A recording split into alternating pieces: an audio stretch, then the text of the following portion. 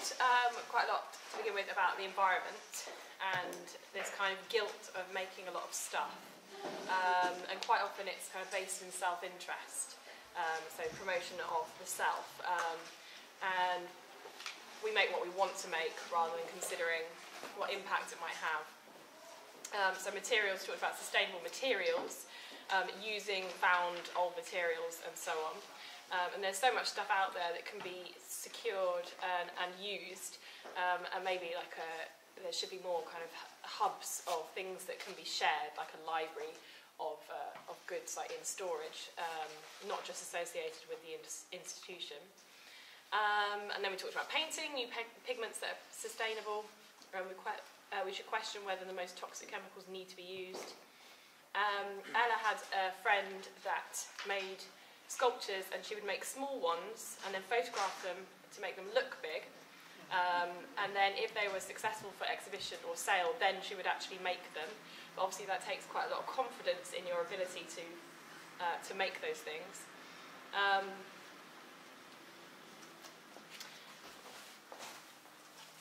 In opposition to that, the competitive edge of being an artist means that maybe you can't consider the environment. But then we discussed one person's achievement actually benefiting all artists. John had a good point about when you start to do research in the science world, you kind of tag into other people's research questions and contribute into like a larger thing. But when you're an artist, you tend to just pick your own niche and develop that yourself. So it becomes very insular. It may seem...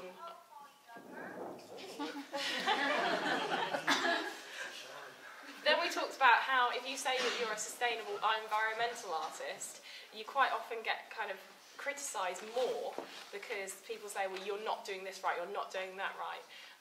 But even doing just a little bit of good can help.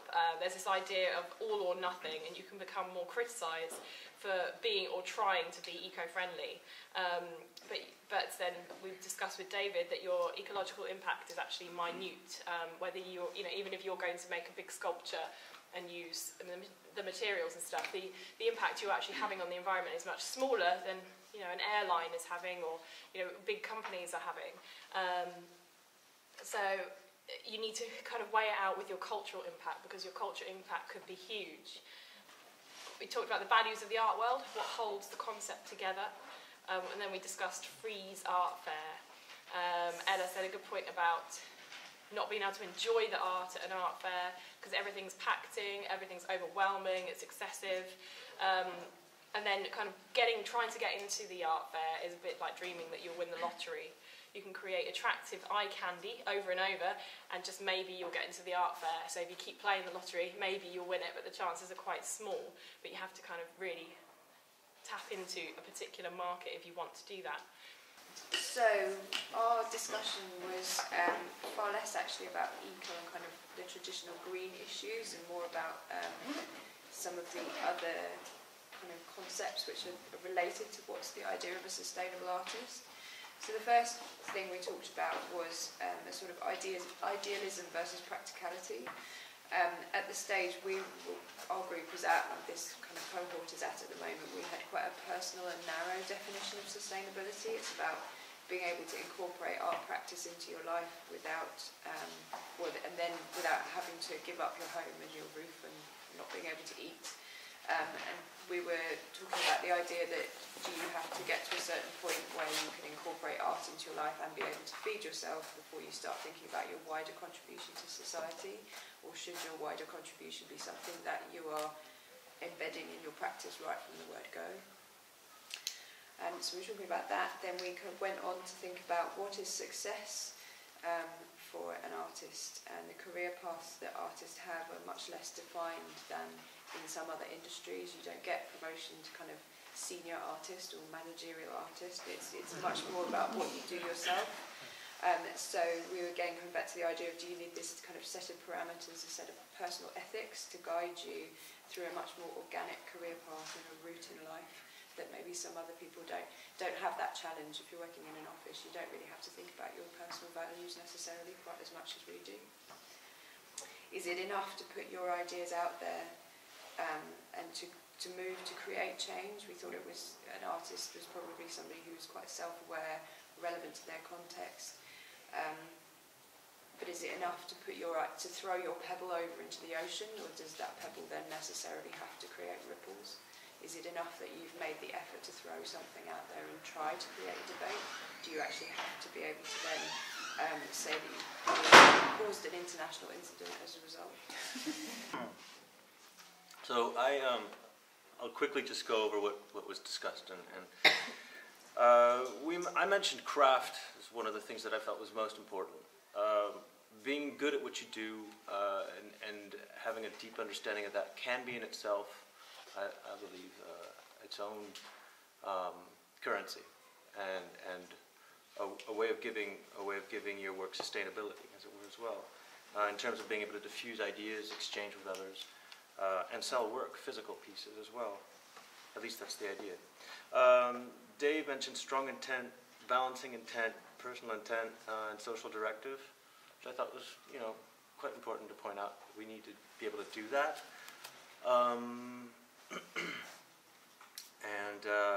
and through one's work as fluidly as possible. I think too, just to have that fluency in the work and in the way it's read, and I think that can be its own sustainable kind of point. Then James mentioned as well that we're all somehow tied into this sort of matrix of being dependent and yet creating as well, and that it's important to be aware of that, quite simply. And I brought up the question, is ecological art as a theme something that's important and viable? And that goes to something that Jane said about health and energy, in turn being as important as anything else, and that if we're not strong as individuals, then how can we create and how can we represent ourselves as artists?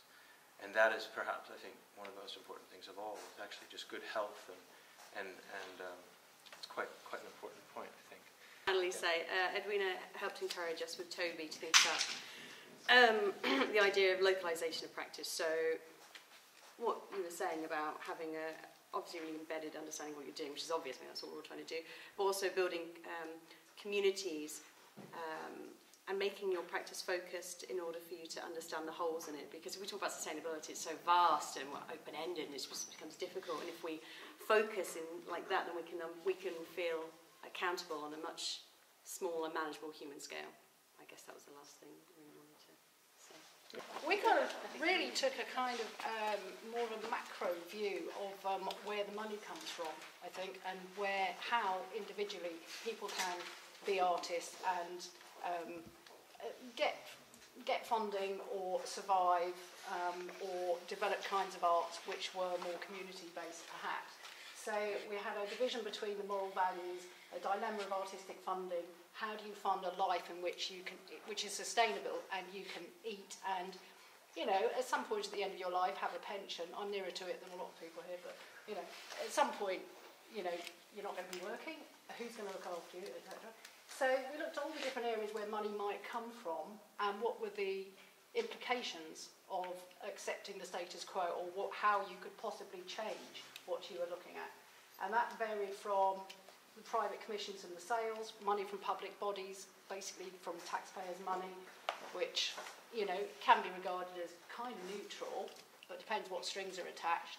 And I know from personal experience, they're very often given for a project, but they're not given to actually sustain the infrastructure of anybody's life, or, paying staff or anything. So there's a kind of self-interest going on, which isn't really that selfish. There's a selfish artist, individual, solitary life, versus a collaborative community, perhaps, where groups of artists can possibly work together, or you can do work in the community, which is funded, but still is funded, but it's at a lower level. There might also be Kickstarter money.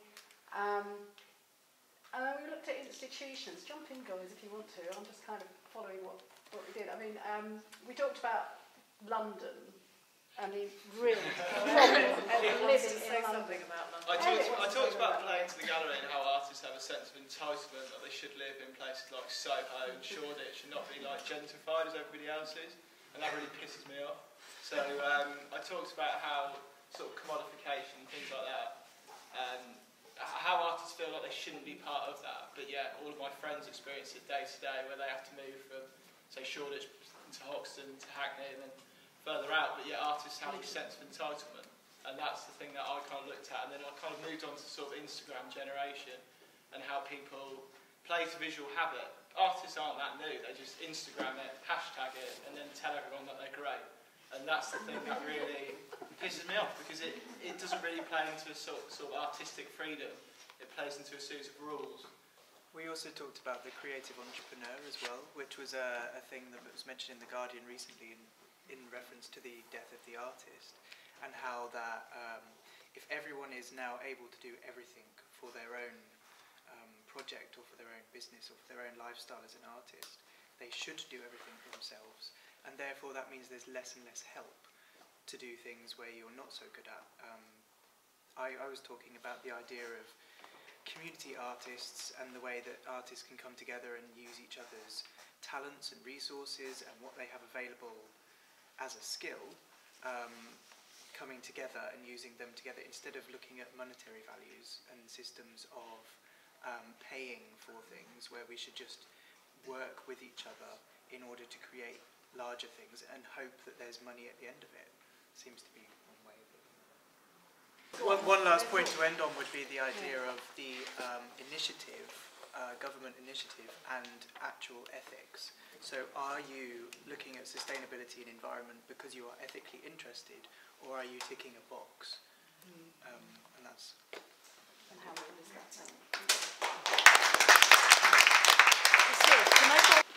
Could I offer a very quick response to We have one part of that last presentation? Would that be okay?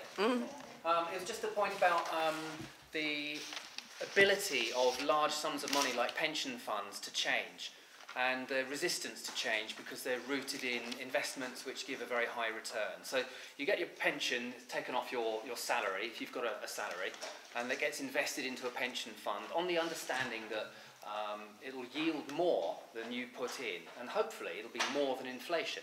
So that's a high hope. It has worked for 40 or 50 years, but it's changing now very rapidly, particularly in fossil fuel.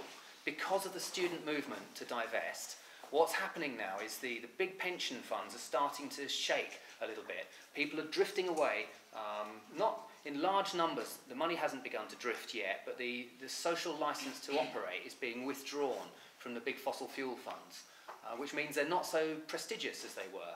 They're still blue chip assets in a way, like oil is still very solid, but fracking and coal is starting to look shaky. So the fossil fuel industry is disaggregating, and there's riskier parts of it, like the fracking boom in the US, which are more vulnerable to the plunge in oil prices. So what's happening is you've got the pragmatic interest, like you want a good return on your investment for the future, so you're not going to be cold and hungry when you're old, act in your own self-interest, and the principled interest, which is we need to look after the planet for the future. And we're at a rare moment when those two things have come together. And the fossil-free movement from the students, People and Planet, and the 350.org have jumped on this convergence between self-interest and principle, and they're pushing harder and harder to get divestment to work. And that is working. It's withdrawing credibility from companies like BP, as if they had any credibility anyway. But they were always seen as a good investment. And now even people like Jonathan Porritt came out yesterday and said, I'm sick of BP and Shell, you can't work with them, they're not going to change, you can't work from within. And he was always like an establishment figure saying, work with the status quo, it'll be fine, they'll change, if they'll understand reason. But he's now withdrawn his support, along with loads of other people, including even the Governor of the Bank of England has said that the assets are unburnable. So the middle of the road now is going, we've got to dump fossil fuel. And that's meaning that there's a flight of capital beginning. And it means if your pension, if your savings are invested in the big fossil fuel funds, you need to get them out because everybody else is going to start withdrawing theirs. And it's like the last person left holding the hot potato will be stripped of their value. So there's a kind of mixture of pragmatism and principle going on, and it's very special. I don't know anything that's happened like it before in the environment. It happened with tobacco, and it happened with apartheid South Africa. but it's being led by the students, and they are pushing the world stock markets, and it's having a real effect. So if you follow the news on that, you'll see that this last year has been a phenomenal period of change, led by students, you know, in universities. So it's a fantastic example. Particularly in this country or America? America has been absolutely amazing. Billions are being stripped out now. And it's this weird alignment between the principled appeal to the future and then, like, look after your investments, dump the shaky assets like fracking and tar sands. So it's an exciting moment. It's not certain which way it'll go, but it does show that students are having a massive effect, which the politicians are now talking about. Can I just add to that? I was going to say two things, and they're related to this, which is that I would always challenge that there is a cost to being ethical. Good point. And I'd also challenge the dichotomy that you raised of idealism and practicality. I think there is always a way that idealism and practicality go together and in combination. And it's really all about time. Time will tell, you know. The cost of being ethical is only a cost now, that over time you get returns on being ethical. We started off with something that somebody found on the internet, which was 7 tips to be a successful artist, which was actually all about the money. What we felt was really important was knowing our own value as an artist and what we can contribute, but also knowing our own values as well, because that was really key to everything. Collaboration was seen to be a really, really important thing, both community and collaboration ourselves as artists working together. The YBA's made it because of curating, networking. Whenever one got an opportunity, brought the others in, and they were very, very determined. And they were very good at marketing themselves and branding themselves. And there was also a considerable amount of patronage going on eventually. But one can really use a model like that to look at survival, because one of the things that we were quite keen on when we were initially looking at the micro was actually being able to eat. We thought this was possibly quite important, and to have our roof over our heads. So group strength was seen to be really, really important. Then we started to look at change, and we were quite interested in the idea of the mention of Maslow's hierarchy, because experience that we have within communities is that people who don't have very much money actually find it very, very difficult to be ethical, you know, because they're literally surviving. You are literally looking at a roof over your head, and it is a very middle class thing to be ethical. And is that important, or do we feel about what do we feel about that? Change and how to facilitate change and how to have influence. We felt also that was really important to be collaborative. It takes time. The group is more powerful. We need to do research. We need to have good documentation, and we need to have ways of communicating our ideas. Just to question that idea about ethical conduct or ethical principles being a luxury or a privilege or a cost. There's some great work done by the New Economics Foundation, which looks at an inverse relationship to the material wealth of a society and its own self-identified happiness and well-being. And one of the poorest countries in the world is Bhutan, and yet they're one of the happiest. They look after each other, they share what they've got, they live in what you would see to be poverty materially, but it's actually a kind of simplicity, which is being, of course, contaminated by capitalist values now that media is sweeping in. But for a while, they've been isolated from the pressure to consume and the pressure to produce, the anxiety of always being overloaded and overworking, the miserable condition of being isolated from your neighbours and friends and never having enough time. Those things which we're all familiar with and which we accept as being part of modern life, they've been relatively free from. And to the extent they've been free from it, they've been generous and sharing, collaborative and participatory. And they say they're happy with it. Mental illness is like incredibly low, whereas the richest countries in the world, where you've got a big middle class and people are materially well off, express everything from mental illness and medication through to stress, anxiety, tension, mistrust and fear. And so actually, material wealth and a state of mind which might make you willing to collaborate with others work inversely. It's not, I'll wait till I'm rich and then I'll give some money to the poor.